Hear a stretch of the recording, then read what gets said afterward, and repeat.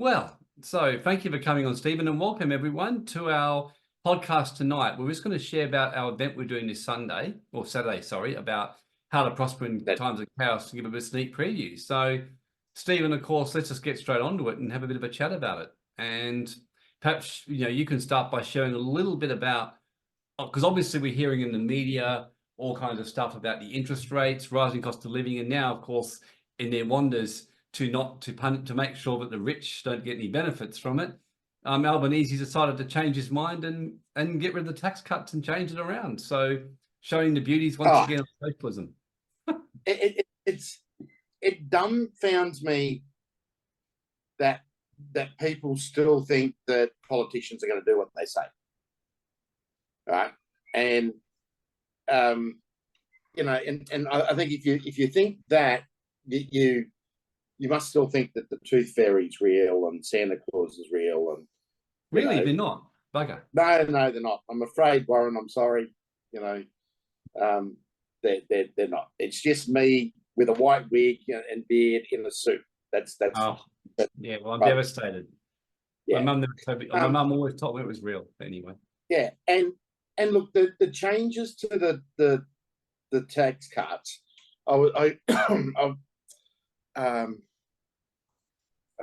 I'll bring them up. Stage 3 tax cuts, because I was looking at them before, right, and thinking, the only people that are going to get affected by these, right, are middle income earners, because the highest tax rate, 47 cents of the dollar, really is not going to change. And most people, if you're structured right and you're earning 300,000 a year, which, mind you, puts you in the 1% earner in Australia, right? So the only 1% of people earn over 300 grand a year in this country. Yeah. And most of those are government employees and that sort of stuff that really can't change their income, but anyone else can change their income. Because there's a lot of people out there that earn a lot more than 300,000 a year, but they just don't pay tax because they split it right. So once again, it's only going to affect middle Australia and no one else, because the bracket creep that is going on is just huge. Where am I? Oh, yeah. Well, I mean, the bracket creep is ridiculous. Yeah. And with inflation and with all this drive to push, we've got to increase wages. And the only reason that the governments like to increase wages is not for you. It's so the tax take is higher. But the thing is, it doesn't matter how the government taxes. The government's tax take of GDP is always around 23-24%. Regardless of how it's structured.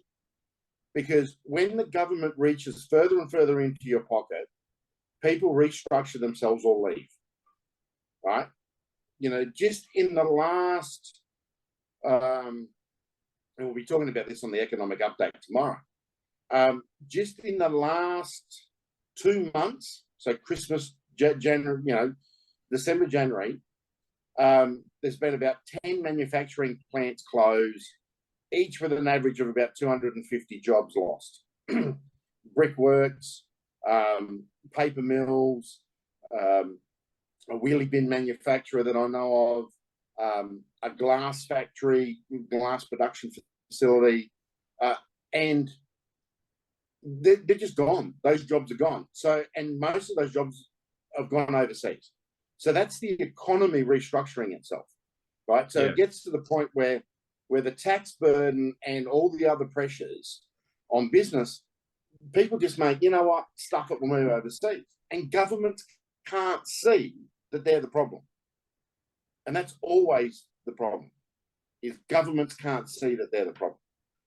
So we're going to see a lot more chaos, a lot more ups and downs, a lot more stuff going sideways and around and inside and out. Purely and simply because we've got a Labor government that thinks that the entire universe is public servants and everyone else doesn't care. We've got an ineffectual Liberal National coalition. We've got the Greens who are wagging the Labor dog. We've got a whole heap of centre-right people who pretend to be centre-right but vote as if they're Labor Party. The other half of the centre-right bloody minor parties out there are all fighting each other and going in 10 different ways, or want to be celebrities, and they're ineffectual. So our whole parliament is just a shit fight. And that is the underlying cause of the lowest trust in government that we've ever seen, the massive swings that we're starting to see around the world to centre-right and, as the media will put it, far-right. If you have a look at the policies of someone like Donald Trump, they're the policies of the Democrats 10 years ago. Trump is a Democrat, but he fits into the GOP now because the whole political spectrum has moved so far to the left that to the left, where he normally fits, he's seen as a far right. I'm dumbfounded. If you have a look at his policies and what he wants to do, it is 100% where the Democrats, the right of the Democrat Party was 10, 15 years ago. Minus the war. That's the one big thing that both sides of politics hate, is he's anti-war. The problem we've got here in Australia is none of our politicians, as far as I can see, are anti-war. They pretty much do whatever the US or the UK tell us to do. UN, NATO, and that's a fear that I've got, is we'll be dragged back into World War III when it fully gets underway. Well, the problem is it makes money for people. Wars make a crap load of money for a private shareholder who run the show. That's just the reality, isn't it? 100%. I know guys here in Australia that are basically making millions of dollars a year by selling defence apparel and defence. It's not technology, but it's all that stuff that goes along it, you know, body vests and clothing and helmets and packs and all that crap that goes around to support a soldier. There's a shitload of it made here, but our armed forces hardly buy any of it. It's all sent overseas. One of the guys here in Queensland, up in Brisbane, he's selling so much stuff into Saudi Arabia and the Middle East, it's not funny. He can't keep up production. And our own defence forces have all this stuff. So everyone else, the US are buying his stuff for the special forces. But our special forces get crap hand-me-downs from the US. Mm. You know, so there's no support from our government even for local industry and local people. So that is causing this chaos, this distrust, this the rumbling in the markets and that sort of stuff, and people then are pushing the fear, and they're really pushing the fear on both sides. You know, the conservative people that are trying to sell you gold and telling you the stock market's going to collapse and people are going to rip all your money out, you know, off you and all that sort of stuff. And it's just, most of it's untrue, right? And most of it has small amounts of truth, because we can point to history and that, and those that are in the top tier of GWC, I'll be explaining that this Thursday night about the video that's been around the Great Taking, and we'll go into depth about how it's probably only 50% true, right? And the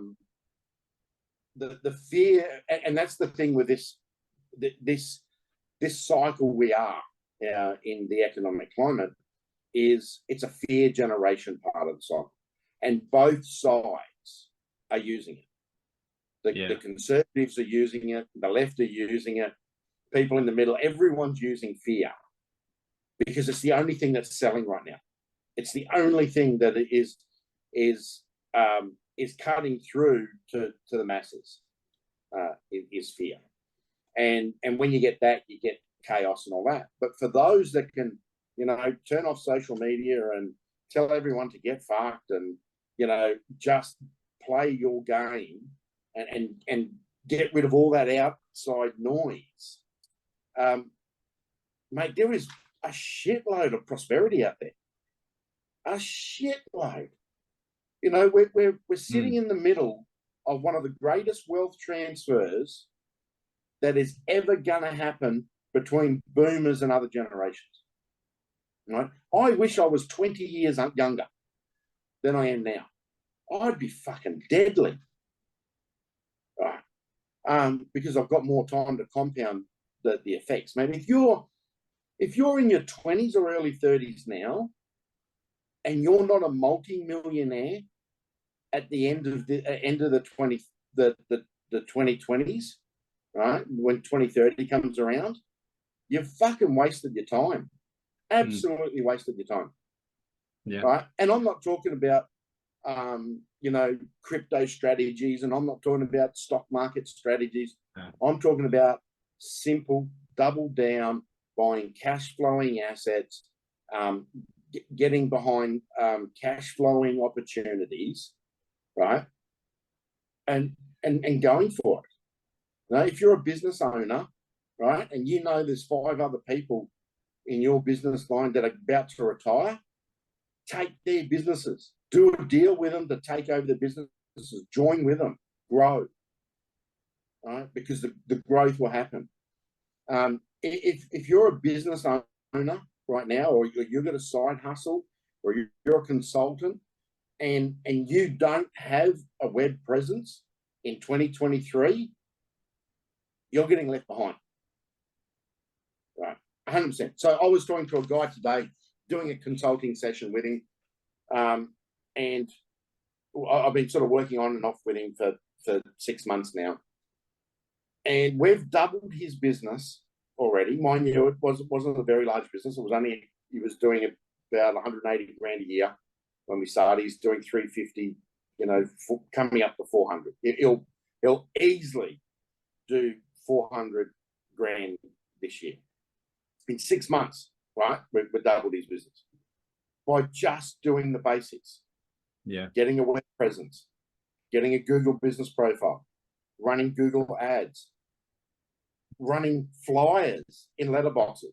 He did a letterbox drop, right, to people in his local area, putting out his services, and his wife, who does the books and was taking the phone calls, was run off a fee, because people are still looking, right, and people still have cash to spend. You just got to go and find the pockets of people that have cash, right?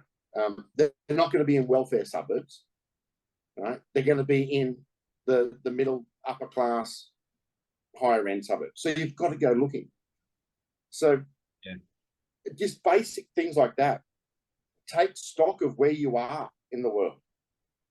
Like, really take stock of where you are. If you've been thinking about getting out of a 9-to-5 job, right, there is businesses out there all over the place that you could take over. I'm not talking about starting a business. I'm talking about taking over a 10, 15-year-old business, right, that has profit and cash flow from day one. Yeah, it's interesting, isn't it? Because the thing is, right now, it's never been as easy as it is now to start a business, to invest and do things. I remember like 20 years ago when I first heavily got into the path, 25 years ago, of investing in that. I mean, it was hard. I remember trying to trade. Getting information was hard. You had to kind of do all kinds of stuff to get, you had to ring brokers. To start a business was hard work. You had to rent an office, you had to go and do stuff. Now, you just can go online, set up a site, do a few basics, and bingo, you got one up and running. I mean, I started The Awakening Within, one of my other businesses, as well as Global Wealth Club, just simply started by me just jumping on a computer, getting busy, working my ass off, serving people as best as I could, getting out there, giving free stuff without any expectation back to make a difference, and then making sure I had decent offerings to give people. And that was how we got going. Whereas my first business, I mean, goodness me, it was a nightmare. I remember having to go and rent offices and all kinds of stuff, and I had Australian staff, and I mean, paying all these rules that, you know, the government had. Whereas now you can outsource and everything. You just got to work hard. You got to put the time in to put the skills and learn the things. And then even now, you know, I'm putting a lot of time into studying the markets, and the more I do it, I'm thinking, goodness me, the crypto markets are setting up for a magnificent little bull run ahead. The share market's setting up nicely. You've just got to put the time in to learn the skills. And I'm like, I agree with you. I'm like, if we can't build a ridiculous amount of wealth in the next 5 or 10 years, the only reason why is we just haven't been willing to put the work in and learn the new skills and do that kind of stuff. And that's one of the reasons why I'm passionate about Global Wealth Club. And I think where you and I both at now, Stephen, we'd rather have a smaller number of people as part of the club, but are really serious and like, yeah, we're going to take action and we're going to do this. And we're actually going to not try and get rich quick by buying some ridiculous program that promises 5% a minute or whatever else. No. But, you know, get in and the truth is you can get that kind of return when you're doing things properly, you're building stably, you've got a good thing, and then you chuck a little bit of play money into these stuff. I mean, one of my cryptos, I think I made like 75 times my money in about 3 years, you know, and things like that. But these things are like bonuses. Ultimately, you know, it's like the opportunities right now are so nuts. I don't know if we're going to get through it in the 5 hours or even close on Saturday, but we just got to do it our best, you know? Yeah. And the other thing is know who you are, right? Put it this way. For me, and I would say for 90% of people, crypto trading is never going to work for them. Never, ever. You'll lose money. I lost money in the crypto markets having a play around. 97%. Because you're not a trader, right? Yeah, 97%, yeah. Trader, right? Yeah. And you don't have your feet on the ground, you're not earthy enough and all that sort of stuff. So know what your physical profile is as a person. If you fit that criteria as a trader, someone who can trade and understand all that sort of stuff, and I'm not, go for it, right? But understand who you are and make sure you align with that, because that's where the money flows, and that's where the energy flows, and that's where people start to want to work with you, because you are that flow that's outside. Yeah. The amount of people that I see that are in 9-to-5 jobs, but they're in the wrong job. 100% in the wrong job, because they're fighting against their normal nature. Or, you know, I've got lawyers that I work with, and I look at them and go, mate, you're probably better off being a pet groomer or something, because you're a fucking shit lawyer. Right? I can do a better job as a lawyer, and I'm a fucking shit lawyer. Right. And it's because people think that, you know, they get railroaded into, you got to do this, you got to do that. Understand who you are. If you want to really, really, really take advantage of what's going on in this chaos, you need to know who you are. Yeah. Yeah. And it's simple as that. And there's heaps. Do a Briggs-Myers test. The one that I like to use is the Wealth Dynamics test that Roger Hamilton developed. It's based on Carl Jung's stuff. Gives you the 8 wealth profiles and that sort of stuff. I just resonate with that one the best. And I put pretty much most of my employees through it, or people that I work with. You know, directors of companies, we all go through it, so that we you know, out of 3 directors on the company, you don't want all of us to be, you know, propeller heads sitting there just wanting numbers.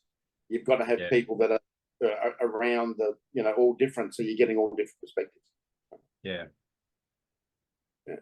So what kind of opportunities do you really see? Like, what are the kind of things that are like what I call the sitting ducks, the kind of stuff that you plan to, you know, give a sneak preview about this weekend? Like what I call the sitting ducks. Like, you know, you can't possibly not do well with these things. Shit. So anything that's a need, not a want, right? Yeah. Anything that's a need. And there's heaps. Anything in the housing space, anything in the transportation space. When I say transportation, I mean transportation of goods. And it's got to be needs-based, right? And there's so much of it. Energy, utilities, food production, but direct to farmer. So direct from farmer to consumer food production. They had a really good call today with a couple of guys, and we're going to explore that a bit more. Around, they've got several farms. I've got people with food production businesses that I work with, and we're trying to marry how they all marry up and work, and we're going to explode it and see how we can exploit it. One of the other things is be willing to work with people. I know whenever I don't partner and work with people, I go backwards, right? Yeah. If you have a look at all the top billionaires in the world, they don't own 100% of their enterprises. Yeah. Elon Musk only owns 13% of Tesla. Yep. Right. And I think Warren Buffett only owns 34, 35% of Berkshire Hathaway. Steve Jobs and Wozniak, I think it was 12 and 18% of Apple is what they own. They don't own everything, right? So you need to be able to work with people. You need to think bigger as well. I struggle with this. One of my mentors keeps smacking me around the head. And he says, whenever you come up with a number, add a zero with anything. And so think bigger. So if you're running your business now, you're doing okay, you think you're doing well, you're making a couple $100 grand a year or whatever it is, even 50 grand a year. Think bigger, add a zero. You're making 50 grand, add a zero. Target, target 500 grand a year. Fuck, if you only get halfway, you 5x your income. So the other thing is what I am seeing is 9 to 5 jobs are not going to do it, right? A 9 to 5 job will get you part of the way there, and a good 9 to 5 job that has good income.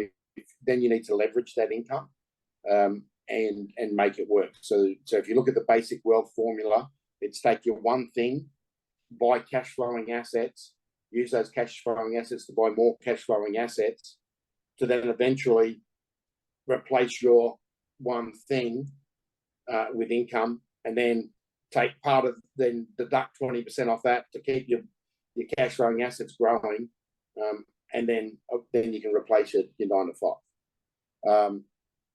So that's a very simple wealth formula, well proven, and it goes round and round.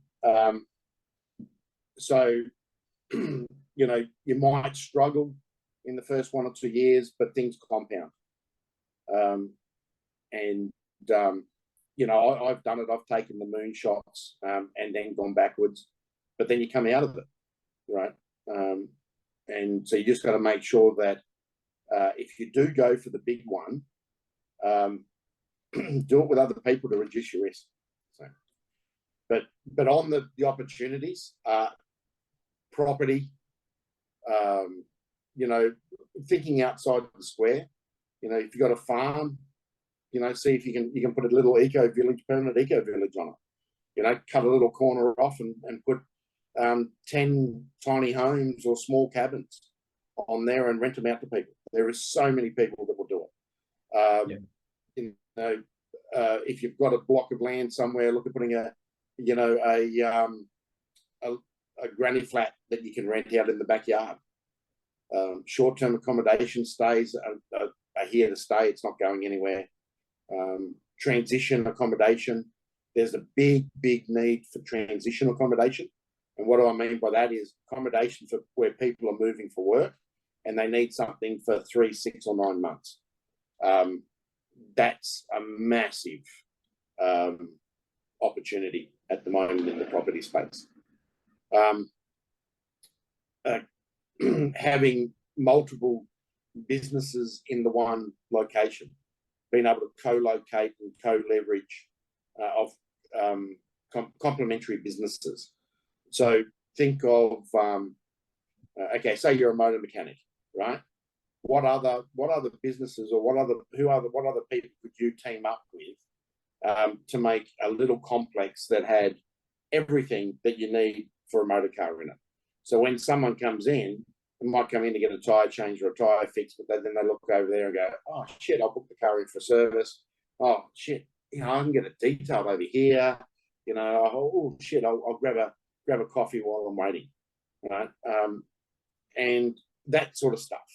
There's so many opportunities there to leverage partnerships and joint ventures and all that. We're doing that at the GWC. We're leveraging partnerships and joint ventures. That's what you and I are doing. It's what we're doing together, and then we're leveraging other people as well. It's just so much easier, isn't it? 100%.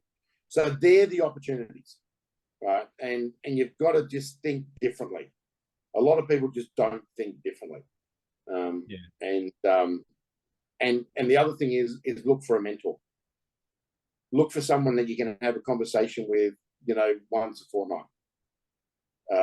That can beat you around the head. Right? It doesn't have to be fully in depth. Doesn't have to be anything.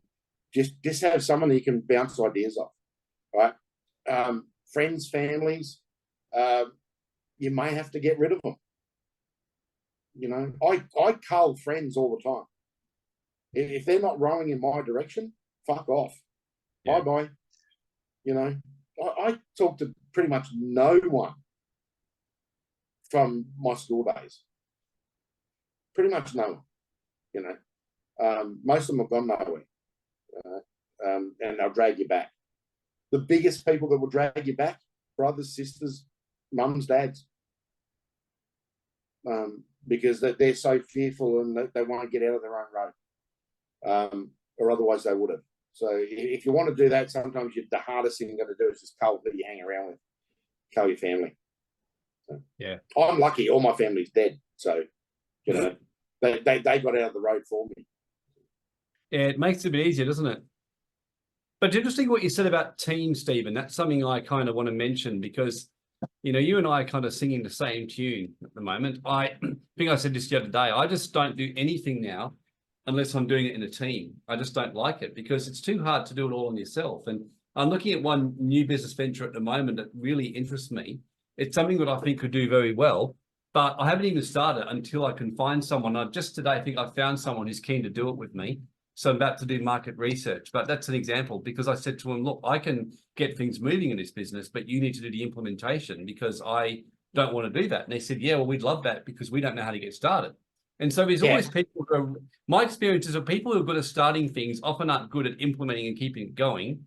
People who are good at keeping things going aren't good at starting things. So, if you're good at, say, getting things started, but you're not good at keeping things going, team up with someone who will help you get things going.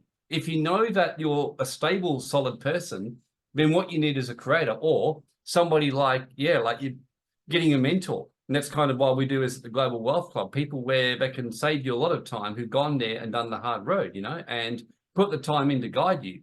Like right now, I'm looking at crypto as the next level. And of course, the first thing I was looking at was, okay, I know this pretty well, but who knows the current trends in crypto? So I've been teaming up with people to talk to them about it. And it's the biggest mistake people make is people said, oh, well, I don't trust anyone else. I'm like, well, that's kind of why you're not making what you could make. Whereas the whole nature of life is you trust, and trust doesn't mean be stupid. Trust just means that you make sure you protect yourself, you put things in place, but then once you've done that, you trust that the process will work for you. And so there's so many opportunities to me in business. I know obviously about investment, about the possibilities, about just business opportunities. It's just abundance right now. And look at it this way. Have a look at the elites around the world, right? They all work in teams. They all work together, right? But you don't. You think you know better than the ones running the place, the ones that have all the money. Yep. Right. 11% of the world right? 11% of the world, population of the world, has something like 87% of the wealth. Right? Yeah. I've got the slide somewhere, but I can't bring it up. And it is just phenomenal that people don't work together.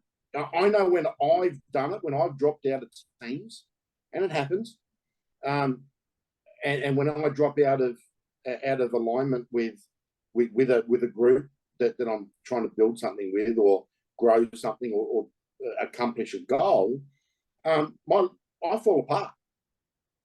Right, so I know I need to step back in to that alignment and get the team running.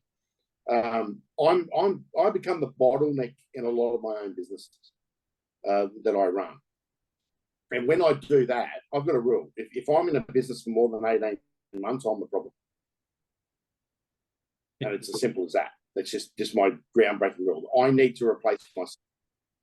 If we haven't grown enough, right, is it breaking up? No, I can hear you. Warren. Okay, you're frozen. Yeah, can you hear me? I might just turn my video off for a minute. Can you hear me? Because we've got, yeah. It's totally frozen. Your screen's totally frozen. I can hear you, but your screen's totally frozen. Oh, that's fine. We'll keep going. It'll probably come right.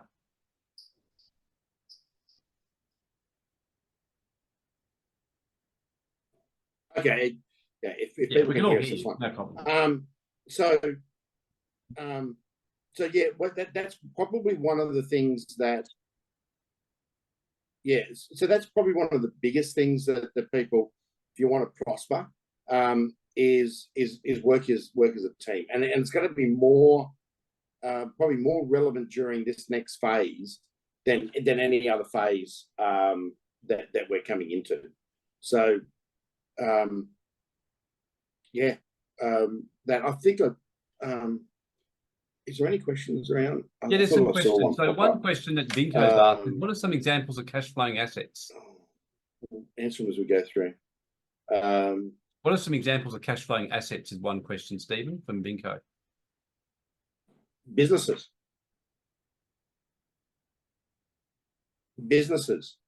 cash flowing property, structuring a bond or stock portfolio, so you're doing it for dividend growth. Pretty much, the cash flowing assets there's pretty much only 3 or 4 of them. It's either a business, right, that's spitting out cash. It's either a property or property portfolio that's spitting out cash, or it's a financial grouping of assets that are spitting off cash. And that's pretty much the 3 major zones. So, and that's why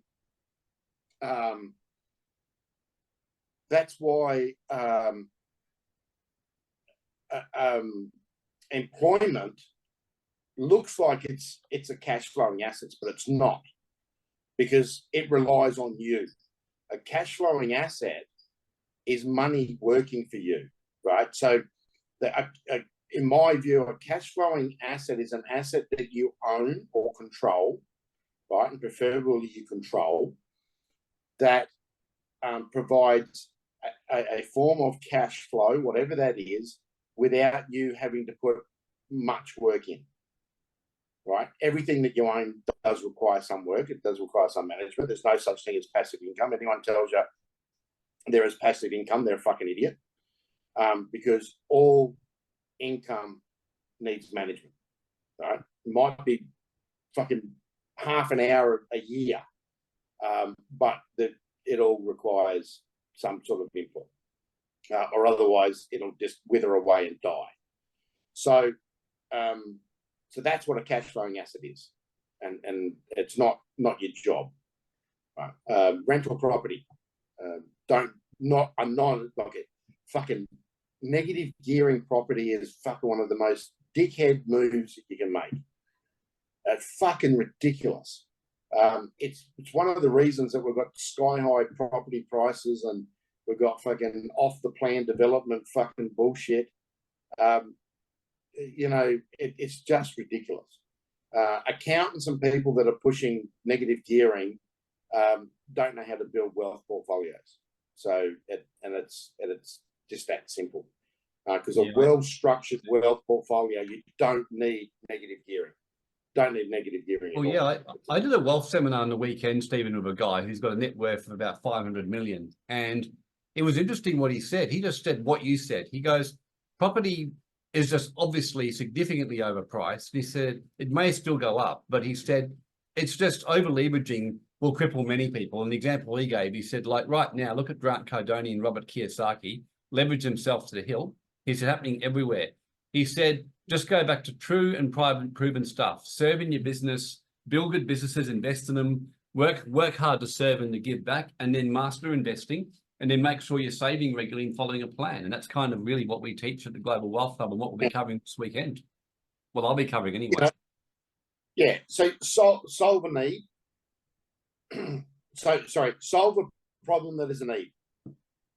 Yeah. You know, one of the problems that we're looking at now, and I'm looking with other people, is how do we get non-altered proteins, beef, chicken, lamb, fish, direct to the consumer without having to go through Coles, Woolworths, and 50 people in between that fill it full of shit, right?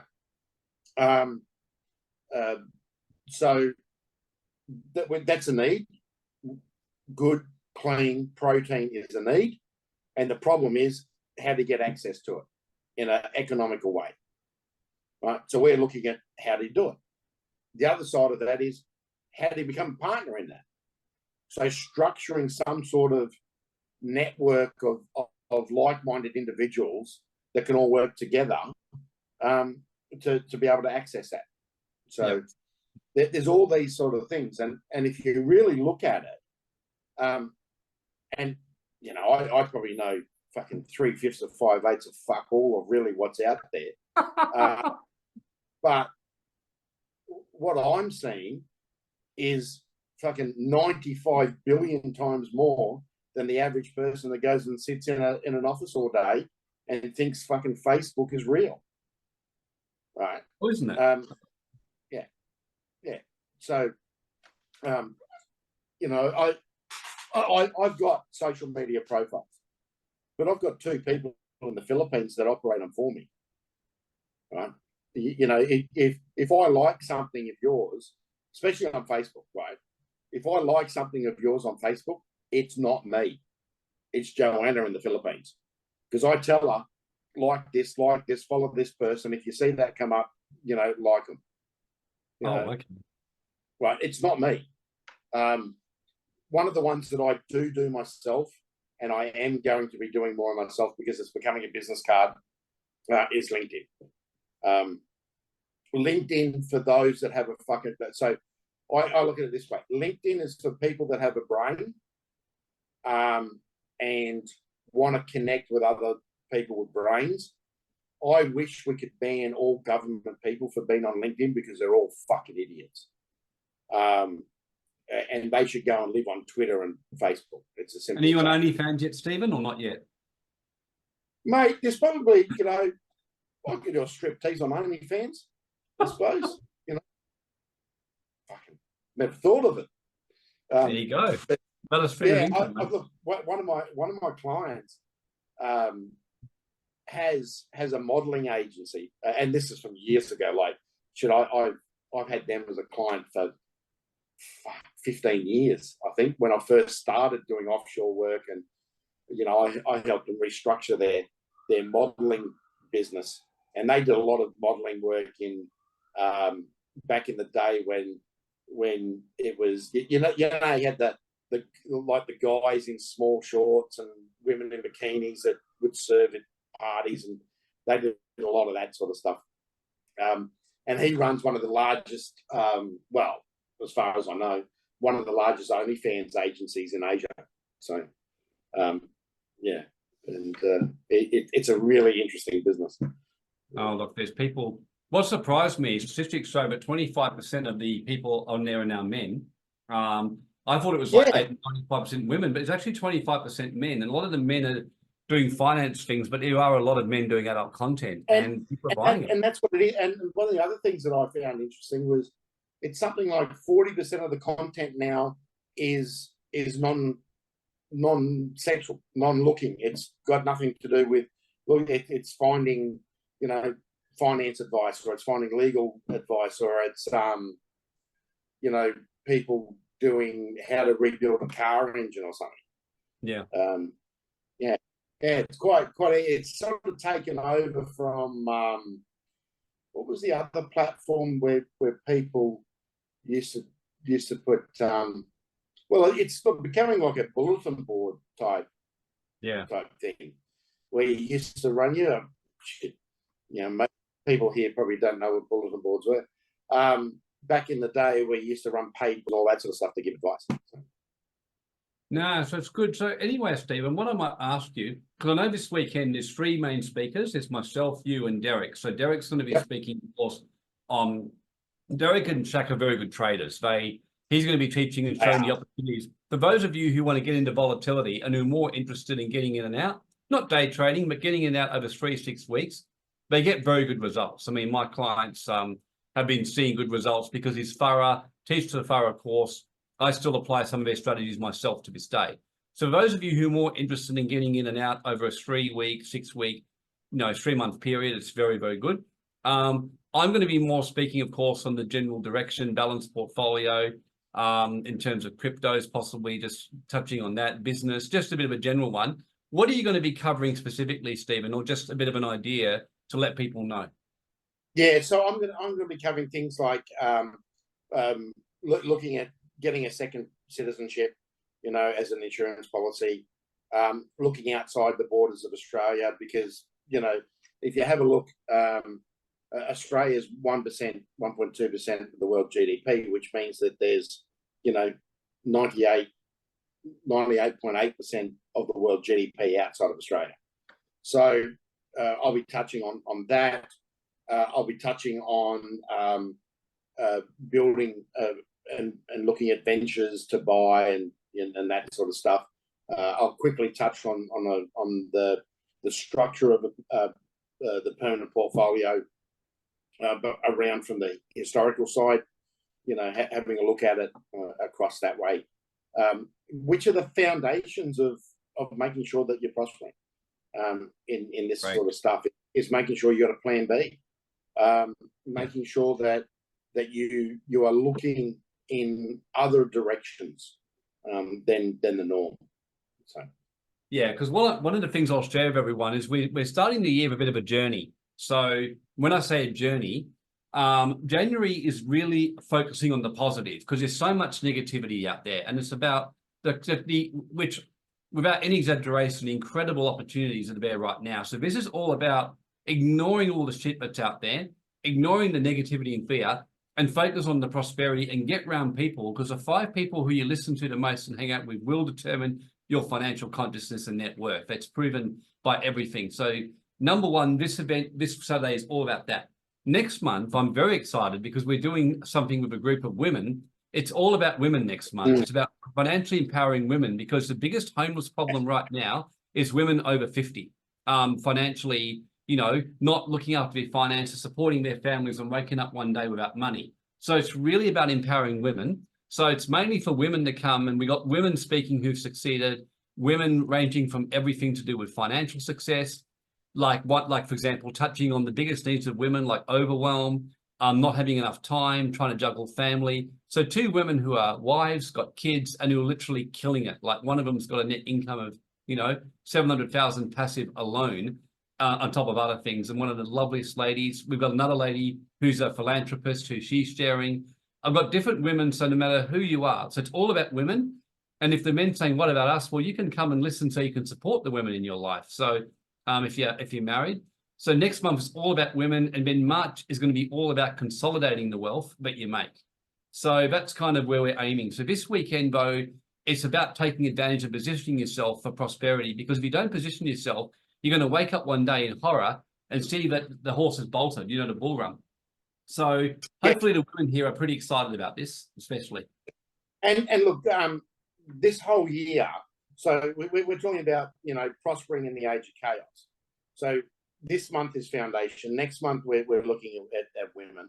The month after, come March, is going to be some more excited, more structured stuff, and we'll build this through the whole year with some of the events that we're doing to give positive outcomes and positive growth stuff as we go. Teaching your kids, right? The two,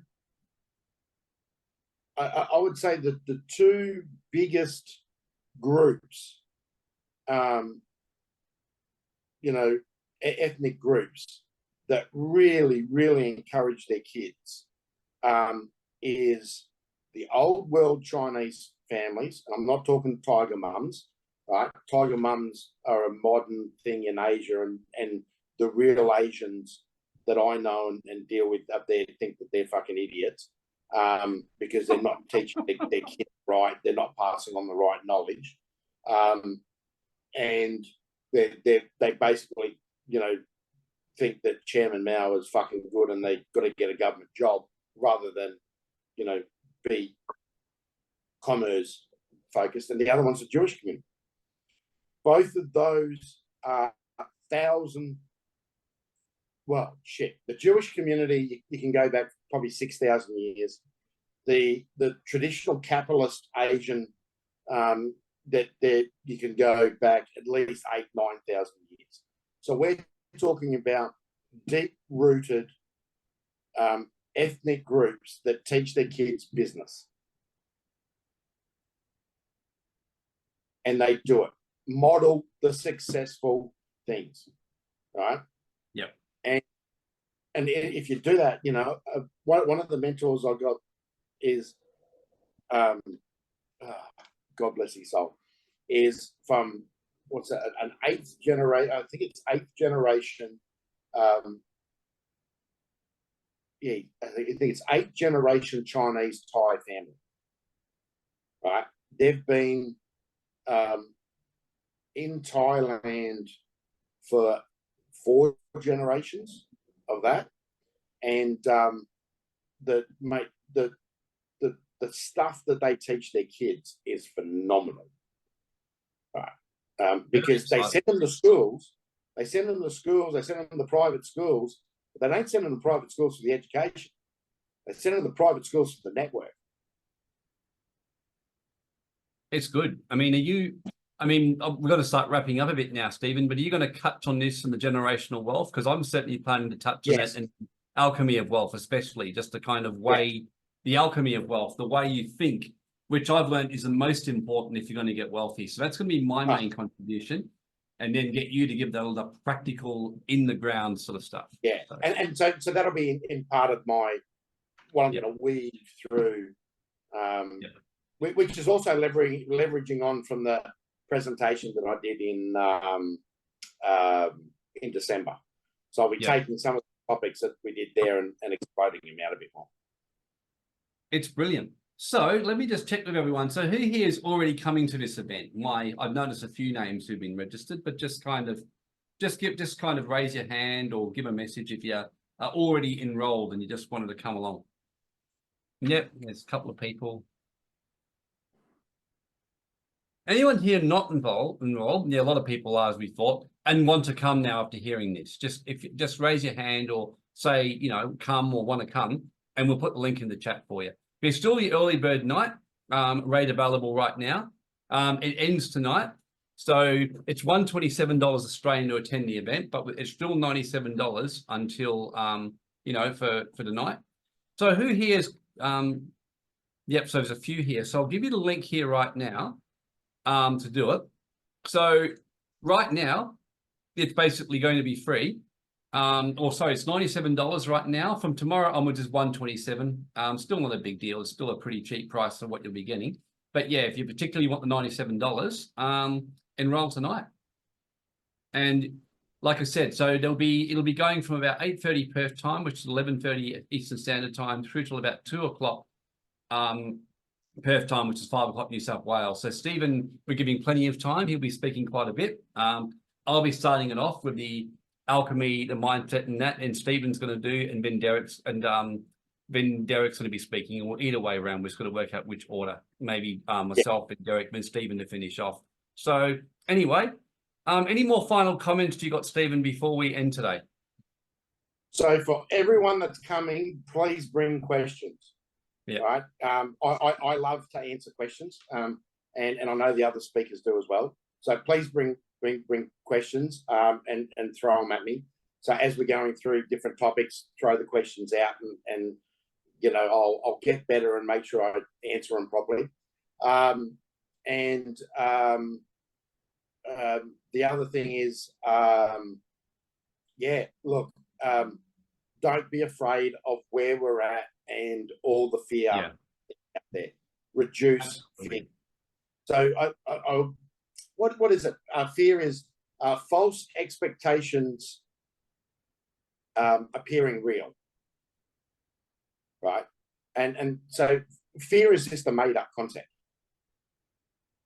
right? And if you believe into it or go into it, it's got you. You haven't got you lost all power. Yeah. And so that's 101. Just absolutely reject fear, reject negative people. If you've got negative people in your life, get rid of them. If they're your brother, mate, fuck family. Yep. So just Darlene asked, if you can't attend live, how can we ask questions? Darlene, if you sign up for the event and you can't come live, just email the questions before and we'll make sure they're covered in the event. And then for those, because I know there's some can't attend live and they'll watch the replay afterwards. So feel free to email us the questions and we'll have them all ready and we'll make sure they're covered in our Q&A. Yeah. I'll put slides in with those questions in and answer them. Yeah. Just email them through to us. So I'll just put our email there to make sure that they get through to us. If you put them, so support@globalwealthclub.org. Okay, so who's excited about the event? Who's looking forward to coming along and starting your journey, or to make sure you don't miss out on what's ahead? Yeah, this is a really good year. I haven't been as optimistic about a year as a long time as I am right now. So I like it when we have great wealth transfers. I don't think we'll ever get a time like this in our lifetime myself. So I'll never see another. Sorry? I'll never see another one. No. Between now, so I'm saying the next 10 years, and we're probably 12 months into it, really, 2023. So 2023 is where it really started, the first full year after COVID. Right the way through now to 2032, 2033, expect it to be mad as hell. You know, just people losing their shit and minds and everything. But if you're ready, jump on the grenade and run. You know, Absolutely. Be ready for the turmoil. It's going to be a great ride. Well, thank you for coming, everyone, and look forward to seeing you Saturday. Bye for now. Thanks, Stephen.